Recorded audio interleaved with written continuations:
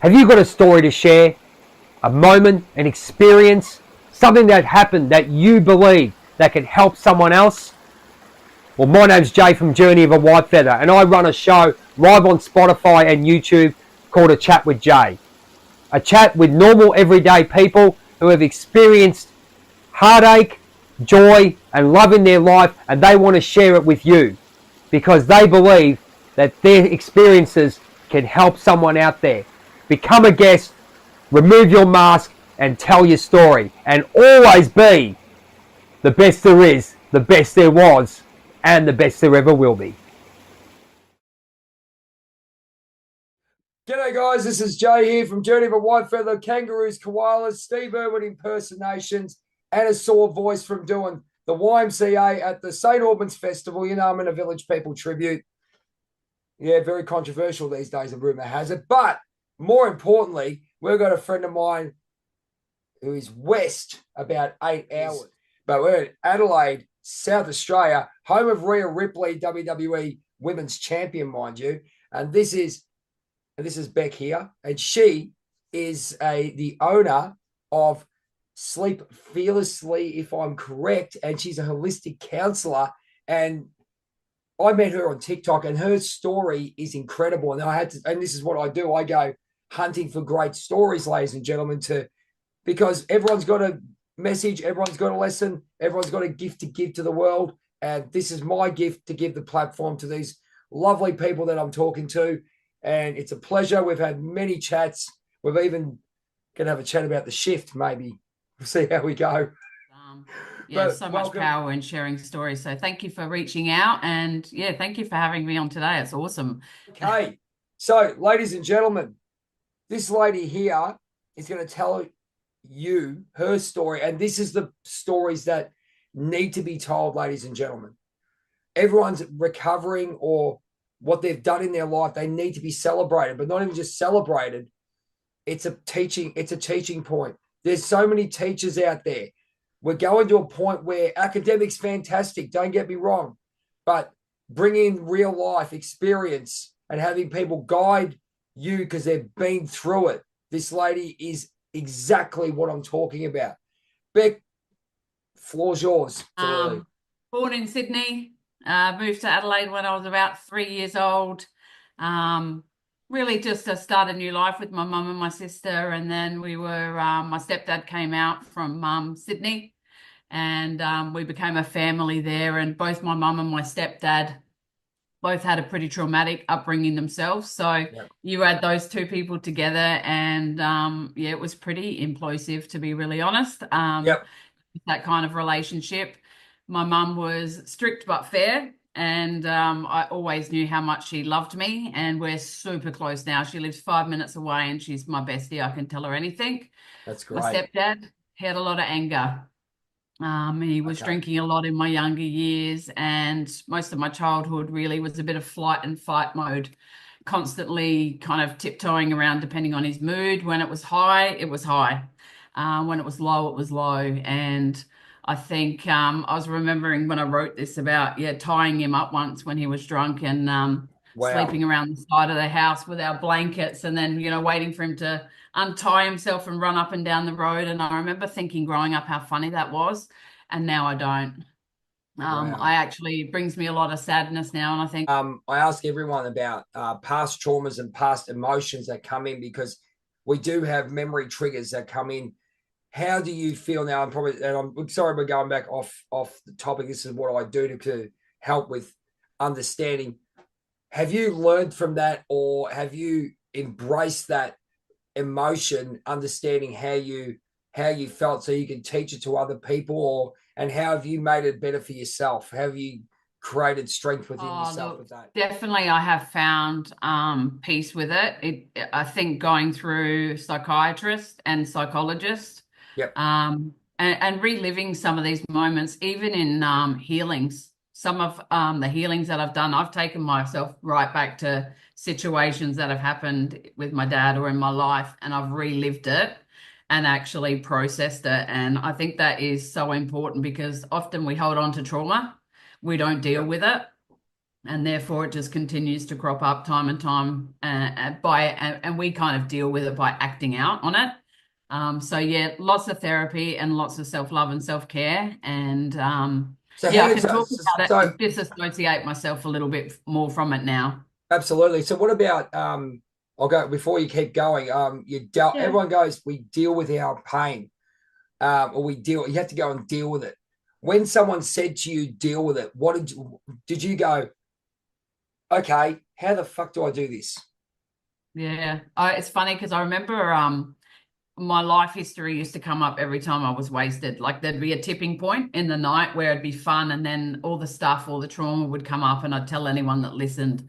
And I remember a friend saying to me at the time, babe, like it's the past, get over it. And I remember at the time thinking, oh my God, that's so freaking cold. What a bitch. But now I actually realize it wasn't for her to fix, it was for me to fix. And Yes. no one wants to hear your story time and time again if you're actually not going to work through it and process it. Like and they're not equipped to take that on. No. But yeah, I No. remember, I still remember her saying it. And I just, at the time, I thought, wow, that's so cold. But I just thought, but she's heard the story 100 times and she's sick of it. And I don't Yeah. blame her. Uh, There's a point where your friends are enabling your behavior. And at some point, and I love Mel Robbins because she's got this great podcast around no one's coming to save you. And I friggin' love it because nobody is. You got to do the work so yourself. exactly right. And you've got to have great mentors. I bet you had a few mentors yourself. I had Greg, Michael, and Deirdre when I went through. Continue with the story. Sorry to interrupt there because that's just an No. important point there that we got out there, which is great. Yeah, no, please do if anything comes up. So yeah, I was 8 years old when I was first taken from school into a women's shelter. When my Wow. stepdad had hurt my mum, he'd actually hit her over the head with a bottle, and so it's kind of you went in your school clothes, and I still remember these people and how amazing they were all these years on. So I did stop drinking after that. So he swapped alcohol for smoking pot, which calmed Okay. him down a little bit, made him paranoid, but also it meant that we still didn't go anywhere or couldn't do anything because he was always high. So kind of he was a Jekyll and Hyde. So behind closed doors, he didn't really want anyone in our little family unit. So if anyone was coming over, he'd nag my mum and nag and nag and nag for days and days and days, and then they'd turn up and he'd go, "Oh, hey mate, how you going? Come in." And mentally, that was really hard to deal with. But then you would jump on the high because so you'd jump on that mood as well, like because that was when he was like that. Everybody loved him, including us, and just as I didn't understand that a lot of it was his trauma, but I still loved him because he was my dad, and you don't actually realize that that's kind of not normal behavior when that's all you've grown up with as well. So Yeah, I understand that. he'd do things like put hairs around the house on things to see, what you touched, and he would hide my mum's things so that she wouldn't leave it. So there's a lot of control in the house. So when I started drinking at 15 years old, this rage surfaced in me, and I would get drunk, and all this anger I Wow. had just started to explode. At 16, I was sexually assaulted by somebody a couple of years older than me in a park behind a garage. I was out drinking and I blamed myself for it. I didn't tell my parents, just fueled more anger in me. So I'd already been feeling insecure. I was skinny and I had a big gap in my teeth and I didn't feel normal and I didn't know what was going on in my life. Yep. And, it was a lot of name calling at home. Not So, with mum, but with dad, with, being called imbeciles and stupid and that kind of, yeah. So it kind of just finished off any self-esteem that I had when that happened. So 17, I started dabbling with LSD, speed and pot. And by 18, I was literally smoking pot every day. My parents had split up at this stage and I was living with my stepdad and it was only him and I in the house and he was doing night shifts. So suddenly I'm an adult, living on my own, pretty much every night. And so, pot was my refuge really to get to sleep and to, yep. and to cope. 21, I moved to Sydney and then went straight into the party scene, 4 nights a week, everything happening there. And that's when I started getting into meth and pills and Wow. Rush, LSD, Duromine was quite big at this stage, which All was a right. Yeah. dope Yep. pill. Yep. Couple of years into that, one night I put a literally the whole bag of meth into a drink at a work function, and off the back of that, I ended up pregnant, and I didn't keep the baby, and I buried that so far down for so many years, the shame, the everything else that yeah, that was buried pretty deep. And in the last 4 years of recovery, Yep. during the healing, I went back to that moment and yeah, kind of lived it as if I was Better. having the baby. And that might sound so weird to some people, No, not at but all.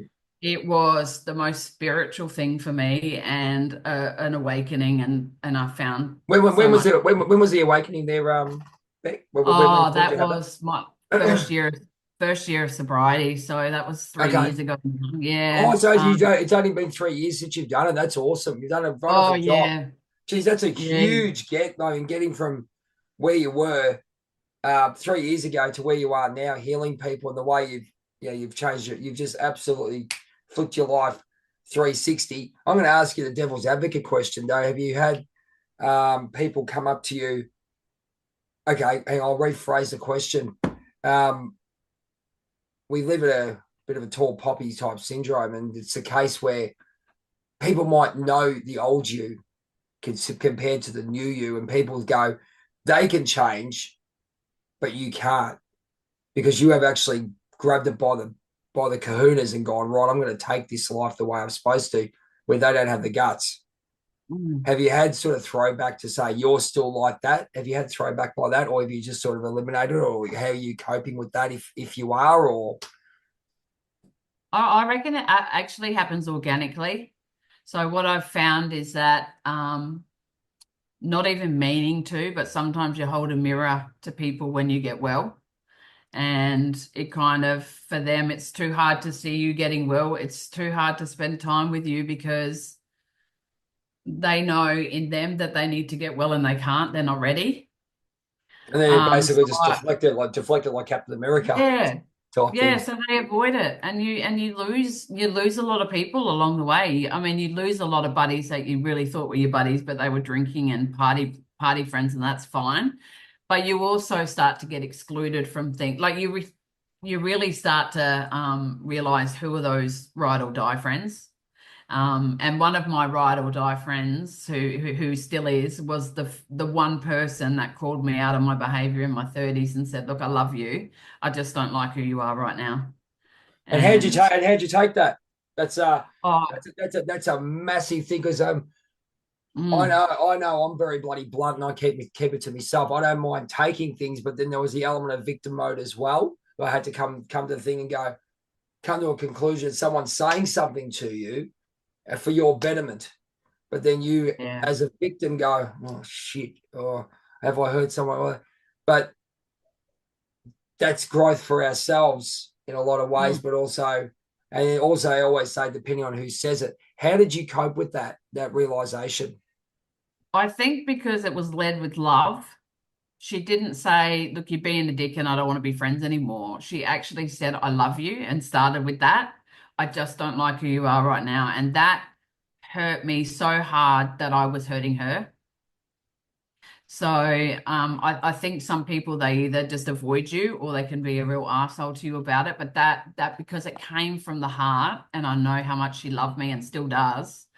Um, we were actually in Bali at the time, and I got online because this was in my 30s, and back then you had to get on your desktop, and I booked myself into AA. And when I got back to Australia, I started AA. I took an abuse, and I gave up drinking for 3 months before I started drinking again. And that would happen another 2 times, 3 times before, you know, finally after all these years getting sober the last 4 years. But it took me then to see, a psychiatrist for a couple of years. He put me on some antidepressants, which were great, but the problem was I just kept abusing them. So, I just kept adding them, I'd double the dose on a night out with alcohol. And so I've just found that, it doesn't matter what you give me, I'm going to find a way to to To use get it it. in the wrong way. Yeah. Yeah, I get where you're going. I'm going to find a way to numb myself still. Even an antidepressant's supposed to be a numbing, but added to alcohol. And so yeah, I just kind of realized that psychiatrist was amazing for me. Because that went all the way back, and that really, half of the thing with therapy is just telling your story, it being validated, and then releasing it in a manner that is safe, and it's How'd you release it? How'd you release it? yeah. How? Oh, during the psychiatrist meetings was actually just talking about it, actually releasing it, talking about it. It was very different to my healing journey, which I think began after all of There's the my point. therapy. There's the point. Yes. Right. So we'll Yes. hold that for the second. Yep, gotcha. Absolutely. But this was still stuff that I needed to say that I was angry about. And I'm like, I just needed to release the anger and say, this is the shit that happened, validate it that happened. And then I could actually, it stopped coming up all the time when I was drinking. So that was kind of the one good thing about it. And then in my 40s, at this stage, I was off the antidepressants, but I was taking like anti-anxiety tablets, a bit similar to Valium. And I was still mixing them with alcohol and still recreational drugs at this stage as well. So, So where was your breaking point there, Bec? Where do you think? Where can you actually say, like you say, you see my books, Stroke to Motivational Coach, 15 lessons I received when I woke the fuck up. Available now. If available now when you email me, bloody there we go. Self-promoted, like anyone can say. But and so you should do something to be proud of. Absolutely. There was two moments for me. Obviously getting a comment that put me over the edge. I thought that when your foundation is actually broken, and then when on the side of the road thinking I'm having a bloody stroke, which I was because my head was that fucked up. I was bloody, the symptoms of a stroke came up for me. And God, Jesus, when did you? What was your breaking point? I think it was definitely in my 40s, seeing my psychologist. All the chaos was still happening. I was blacking out, and he said something really simple to me, which is, Bec, some people just shouldn't drink. And it honestly was a light bulb moment to me to say, it doesn't matter how hard I try and how much therapy I do, I am just not one of those people that can drink. I cannot numb because I'll abuse it like I abuse tablets. And that was definitely a light bulb moment that when, you know what, all this chaos that's going on around me, there's a common denominator, and it's me. I was blacking out. I just didn't care if I woke up. That's how I kind of got to. I just, I'd stay out till lunchtime the next day because I didn't want to go to sleep because I didn't want to wake up. And I just, that feeling of not caring whether you wake up, that's a pretty low moment. See, I had the moment where as you said, you've read my story. The third moment was when I tipped over the edge, when I was feeding my mind, and then Michael McNair actually during the Shadow Warrior course said, "Be careful what you feed your mind. You don't know what state you're in." Yeah. So if you're on that spiritual path and you do that, so obviously mine was when I went, and I said, I never drank much anyway, but when I did, I could have a good time and cut it off, no problem. This one just said, kill the pain. I still remember where I was standing. So that's how screwed up I was. So all three. But it's great that you remember those moments. I don't. You can't forget them when you're on the journey, or what we are, isn't it? Because we're on this journey now to help others to get, and to help ourselves, obviously, with this with the revelations that are coming to us. Like mine's remove the mask, write the story, and writing the book, and yours is sleep fearlessly. So you've had that resonation with those words. So whereabouts? When you made that turn, what kind of things did you do? And was it in South Australia? It was in South Australia, where you started. Yeah, sweet. Probably a nice place to do it too. Don't do it in bloody Sydney. Seriously, no offense to Sydney people, but it's a bit faster than Adelaide. There you go. It is. Clickbait. It was in South Australia, and in 2020, I decided I was going to slow down. And then at the end of 2020, I went to a retreat. Yep. with my best friend, which I thought was going to be just really, a bit of yoga and a bit of swimming, and it absolutely tore me open. And I Did they do all first those? time, Did they do all those charming principles where they got you to sit down, actually sit with yourself, and go, oh yeah, it was "Oh my so deep. god, oh my god." Uh, Yeah, and I've so, had that. I ended up in tears, but I ended up saying, I've got a problem with alcohol and I don't know who the fuck I am. I've got no idea who I am. And I was that's what I was most frightened of, was who am I if I'm not this party girl, if I'm not this person? And yeah, it was frightening, but it was also a massive release for me to say it out loud in a group of women. I've got a problem and I need to fix it and I don't know how to, but I'm starting and here I am. And yeah, it was a bit like that, a lot of anxiety. Excellent. And um but then after that, I went so hard at everything. I said yes to everything in the first year. I took up yoga, I took up meditation, I did women's circles, I did another retreat. That's great though, because I mean, you're looking for It's answers. amazing. I did well, when I came out of what I did and I understood cortisol and understood all this. I was journaling. I started writing. I wrote, but I really embraced the Yeah, writing. Obviously my book's coming out, Journey of a Whitefeather. It's on. It'll be on Amazon in a couple of weeks. Anyway, there's no excellent. supplement, but writing, and then understanding. And I think the big thing, would you agree, Beck, is actually we do all our healing and training with it behind closed doors in a lot of ways. It's basically bringing this new person out to the society. I think that's really huge. That I'm really Yeah, huge thing. I mean, because you're gonna get resistance from the people that really don't give a shit. Let's be honest. Or go, yeah, you've changed. Yeah, I have, and I've worked out you're an asshole. Or I've worked out. Go, yep, I'm going here, and we'll walk off. You get where I'm going. You understand that, yeah? absolutely. And I've done it. I've chosen to do it loudly, and I've chose that one to hold myself accountable, but also if my journey can save one person's life, then it's worth sharing that journey. And you once you get past the shame and the which hit you does really hit you hard, especially in the first year, and it's something we often don't talk about, but the shame was hard to get through. All the shitty things that I'd done. Was I a good person?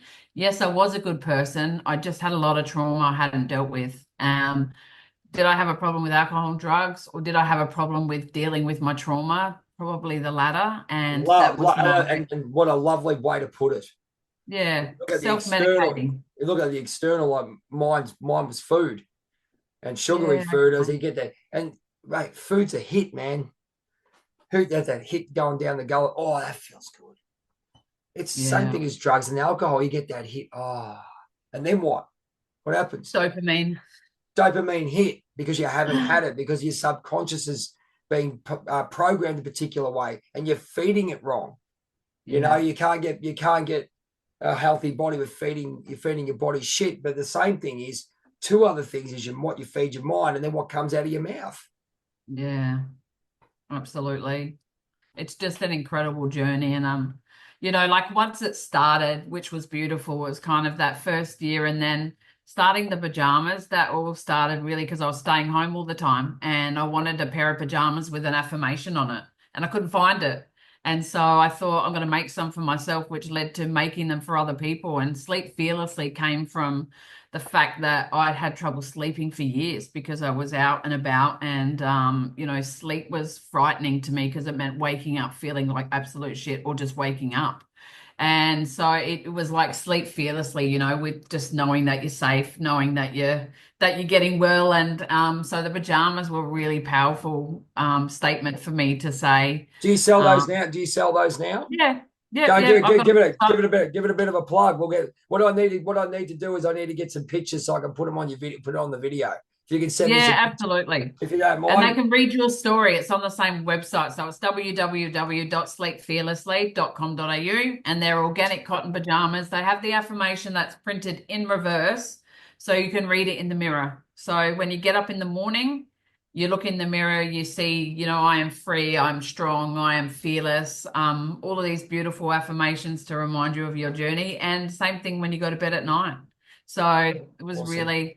Amazing. After that, I did the Master Holistic Counselling course to try and start helping others. And the thing I'm most proud of besides the pajamas is becoming a respite carer for a little 5-year-old boy. So foster caring for him every month. It just, and being able to help him now through his life is, yeah, like by far my biggest accomplishment since being sober for 4 years. So he's brought so much joy to my life and my family's life. And God, yeah, you've done some wonderful things. As I said, we'll get the website, we'll get a couple of still shots, and we'll put it up there so you can get. But it's powerful how, and we have to look at how have you found readjusting what you're doing into the world we're living now, because I think you feel like I can hear it in your voice. You want to help people, and we are in this age of Aquarius. We know what's going on, whether we, obviously I'm massively into what's going on in America and Canada and all that. I can see the eagle. Let's look at the eagle. I can see what's going on here.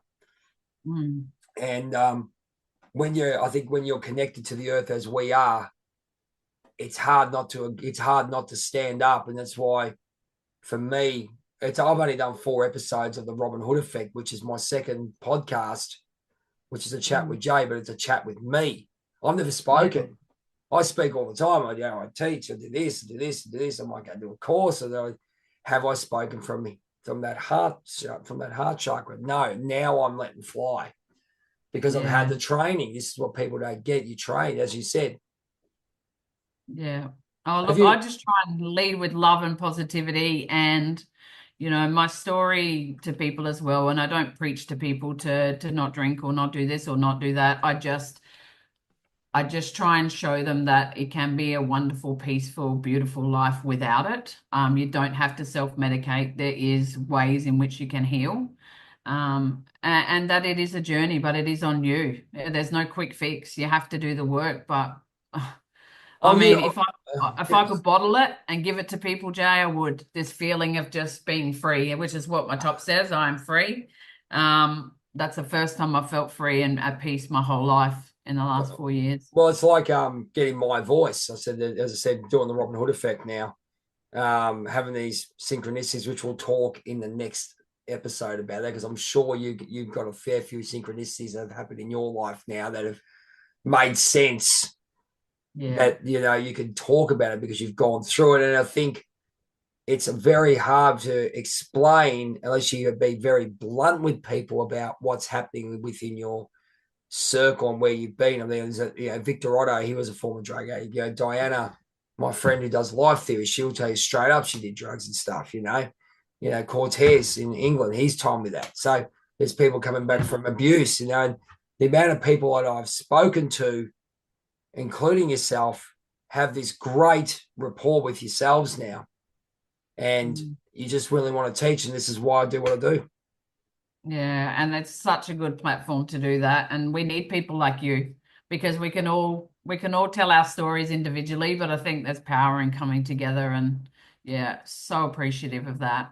And Absolutely. for you, what's really surprised me is the sober community on TikTok and the amount of support on there. It's a platform that you don't expect it, but I think it's like anything. When you're looking for something, you'll find it. And I mean, I've been a part of a She Recovers group as well, but I've also found so much solace and support and camaraderie in TikTok, which I never expected to find, but it's been I'll tell amazing. you, I've done the same. I've got friends, they'll be watching this. They know who they are. Yeah. It's really funny that I got a friend of mine call me last night and we've actually physically never met. But it's one of those things where you go, hang on a minute. Your energy's up here now. You're attracting these great people with the same energy. Look deeper into what's going on. They think deep. People do not critically think there, Bec. They don't critically think and they're not aware. I don't think so anyway. A lot of them are, especially in Australia. Yeah. But on that note, we'll wind up part 1, ladies and gentlemen. I mean, how honest is this, man? This is exactly why I do what I do. And I'm very fortunate to have this platform. And thank you very much, Bec, for coming on. And let's have a break. Go have a Kit Kat if you want. Go get a drink. I'll go rest this voice a bit because I'm still YMCAing in here, I'll tell you that much. And we'll look forward to speaking to Bec in part 2. We're going to talk a little bit about where she's going in life. And I think it's going to be very interested, especially go and jump on her website, Sleeping Fearlessly. Look forward to number 2. Have a break. Take care. We'll speak to you soon.